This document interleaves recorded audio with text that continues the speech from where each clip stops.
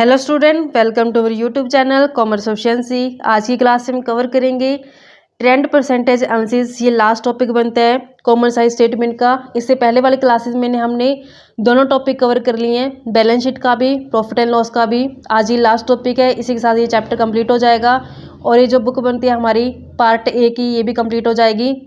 अगर अभी तक आपने लास्ट वीडियोस नहीं देखिए ताकि आपकी स्टडी में कंसिस्टेंसी बनी रहे। अगर अभी तक आपने मेरे चैनल कॉमर्स एफिशिएंसी को सब्सक्राइब नहीं किया, सब्सक्राइब कीजिए ताकि जब भी मैं न्यू वीडियोस अपलोड करूं सबसे पहले नोटिफिकेशन आपके पास जाए, आप वीडियोस को सबसे पहले देखकर आपकी स्टडी बूस्टअप हो।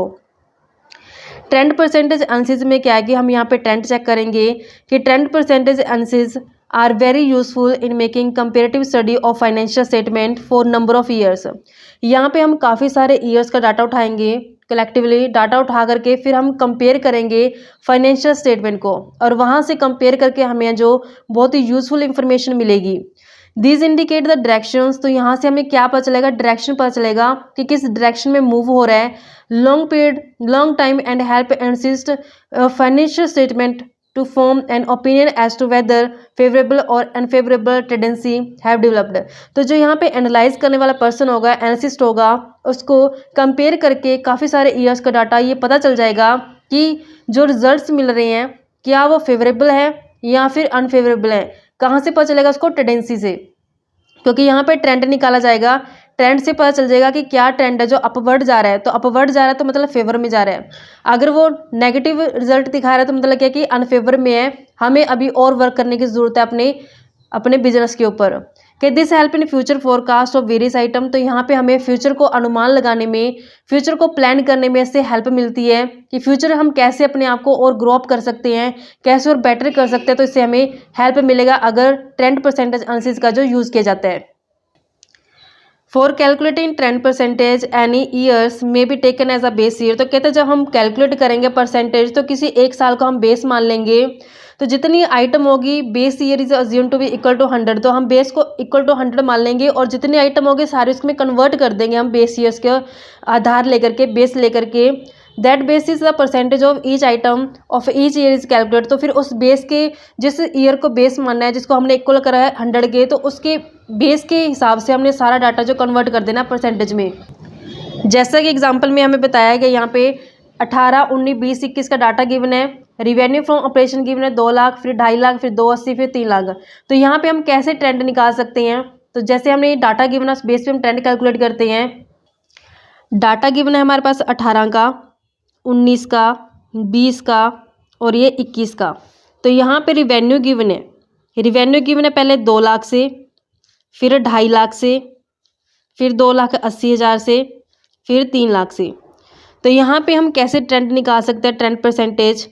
ट्रेंड परसेंटेज निकालने के लिए मान लो 18 को हमने बेस ले लिया तो इसको मान लेंगे 100। फिर इनका ट्रेंड कैसे कैलकुलेट करेंगे, 2019 का ट्रेंड निकालने के लिए अपन कैसे करेंगे कि यहाँ पे देखा कि जो डाटा है वो 2.5 लाख बनता है रिवेन्यू, डिवाइड कर देंगे बेस कितना माना है हमने 2 लाख को, क्योंकि 100 बेस है जो रिवेन्यू कितना डिनोट करता है 2 लाख से। तो इसका ट्रेंड कैलकुलेट कर देंगे 100 से मल्टीप्लाई करके, तो इसका आ जाएगा 125। ऐसे नेक्स्ट ट्रेंड निकालेंगे 2,80,000 रिवेन्यू है, बेस कितना हमारे पास 2 लाख, इंटू कर देंगे 100, तो यहाँ पे ट्रेंड आ जाएगा 140 से। और लास्ट में जो हमारे पास रिवेन्यू गिवन है वो 3 लाख से, और जो हमने बेस लिया वो लिया 2 लाख, इंटू में कर देंगे 100, तो ये आ जाएगा 150 से।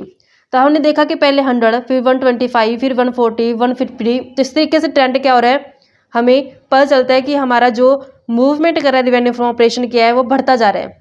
एग्जाम्पल कवर करते हैं इसका। स्टेटमेंट कहते हैं कि हमने ट्रेंड परसेंटेज जो कैलकुलेट करना है, इंफॉर्मेशन दी गई है हमें। ईयर एंडिंग कहता है 18 है जिसको बेस मानना है, यानी 18 को कहता है बेस मान के चलना है। हमारे पास 31 मार्च का डाटा गिवन है।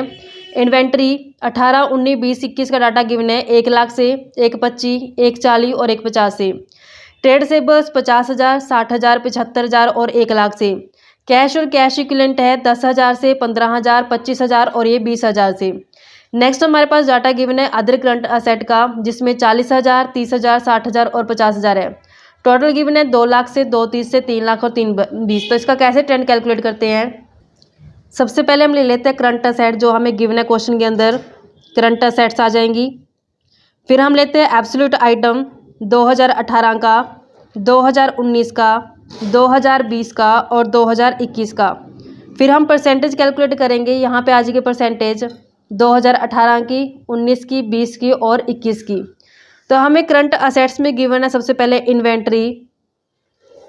इन्वेंट्री गिवन है 1 लाख से, देन 1,25,000, 1,40 से और 1,50 से। ऐसे इन्वेंट्री के बाद ट्रेड सेबल्स गिवन है। ट्रेड सेबल का बैलेंस गिवन है 50,000, 60,000, 75,000 और 1 लाख से। ट्रेड सेबल के बाद कैश और कैश इक्विवेलेंट गिवन है 10,000 से, 15,000 से, 25,000 और देन 20,000 से। कैश के बाद अदर करंट असेट्स में हमारे पास डाटा गिवन है 40,000 से, फिर 30,000, 60,000 और ये 50,000। तो ये तो हमें स्टेटमेंट में गिवन है। इसका टोटल कर लेते हैं। तो यहाँ पे आ जाएगा 2 लाख, इसका टोटल बनेगा 2,30,000, इसका 3 लाख और इसका 3,20,000 से। अब हमने निकालनी है परसेंटेज। इसने क्वेश्चन में स्पेसिफाई कर दिया कि 2018 को बेस ले लेना है। बेस का मतलब क्या है कि इसको हमने 100 मान लेंगे। 2018 को क्या मानेंगे? 100 मान लेंगे। तो अब 19 का कैसे निकालेंगे परसेंटेज? 19 का परसेंटेज निकालने के लिए हमने देखा कि 19 में हमारे पास 1,25 है, तो 1,25,000 ले लेंगे और बेस माने 18। 18 का बेस कितना मतलब 1 लाख, डिवाइड कर देंगे 1 लाख से, मल्टीप्लाई कर देंगे 100 से, तो हमारे पास आ जाएगा 125।